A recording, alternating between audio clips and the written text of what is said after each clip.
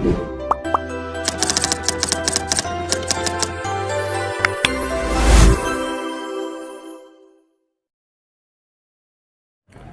दोस्तों, welcome to Ranjan academy. तो friends, आशा राखું છું કે બધા મજામાં છો, મસ્ત છો।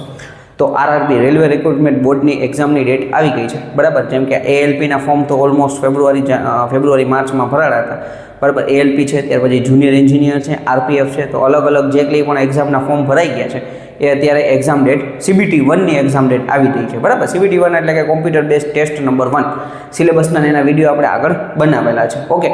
હવે જે લોકોએ પણ એએલપી એટલે કે આપણે અસિસ્ટન્ટ લોકો પાયલટ, જેમાં ડિપ્લોમા કરેલા વિદ્યાર્થી મિત્રોએ ટેકનિકલ ભરતી છે, બરાબર, એ લોકોએ ફોર્મ ભરેલું હોય તો એની એક્ઝામ ડેટ 25/11 થી 29/11 છે, બરાબર। 25/11 થી લઈને 29/11 ની વચ્ચે તમારું પેપર લેવામાં આવશે। CBT1નું પેપર છે, બરાબર।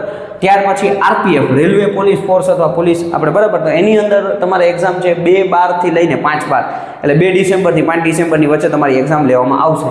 ટેકનિશિયનની ભરતીની વાત કરીએ તો કે જે લોકોએ ટેકનિશિયનમાં ફોર્મ ભરેલા હોય તો એ લોકોની 16 ડિસેમ્બરથી 26 ડિસેમ્બરની વચ્ચે આ 10 દિવસનો ગાળાની અંદર ફોર્મ તમારી એક્ઝામ લેવામાં આવશે।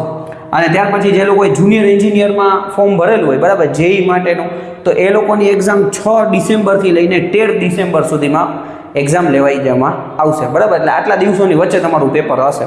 પછી 3-4 શિફ્ટ હોઈ શકે, 5 શિફ્ટ હોઈ શકે, એ ડિપેન્ડ્સ કરે છે કે એ લોકો કેટલી શિફ્ટમાં એક્ઝામ લઈ શકે છે। પણ એક સારી વાત કહી શકાય કે જો આટલી 4 ઓલમોસ્ટ તમે જુઓ 4 ભરતી હતી તો 4 ભરતીની અત્યારે એક્ઝામ ડેટ આવી ગઈ છે અને એનટીપીસીના તો અત્યારે ફોર્મ ભરાવાના ચાલુ છે, તો એ એક્ઝામે બની શકે કે ભાઈ ફેબ્રુઆરી માર્ચ મહિનાની અંદર આવી શકે।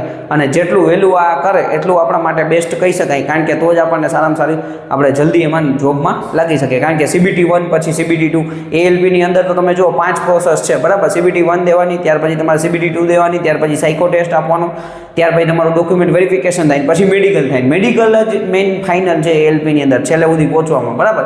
કેટલાય લોકો કલર બ્લાઇન્ડનેસને એને લીધે નીકળી જતા હોય છે મેડિકલમાં, ઓકે। એટલે આની અંદર આપણે સૌથી મહત્વની વસ્તુ જે કીધું કે મેં એએલપીની અંદર કે ભાઈ તમે છેલ્લી પ્રોસેસ હોય, ઘણી વખત કેટલા બધા વિદ્યાર્થી મિત્રો છેલ્લે અટકી જતા હોય છે, એટલે 2 મહિના જેટલો સમય આપણે કહી શકીએ। આજે આપણે 7-10 આપણે ફોર્મ વિડીયો બનાવી રહ્યા છીએ, બરાબર, એટલે 2 મહિના ન કહેવાય, એનાથી ઓછો 50 દિવસ ગણતરી કરીને હાલો, 50 દિવસ તમારી પાસે છે, 50 દિવસ તમે મહેનત કરશો, બરાબર, તો એ પ્રમાણે તમે CBT1 છે એ તમારું ક્વોલિફાઈ કરવાનું છે। અને ત્યાર પછી CBT2 તો છે જ, એટલે નોન ટેકનિકલની સાથે સાથે તમારે પાછું ટેકનિકલ એ કરવું જ જોશે, જે લોકો પણ ટેકનિકલ ફિલ્ડમાંથી એક્ઝામ આપતા હોય એ લોકો માટે।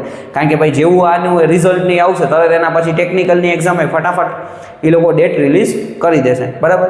તો આ પ્રમાણે 50 દિવસનું પ્લાનિંગ કરી વ્યવસ્થિત રીતે તમે તૈયારીમાં લાગી જાઓ, બરાબર। બાકી કંઈ પણ ક્વેશ્ચન હોય તો કમેન્ટ કરી શકો છો। Thank you friends.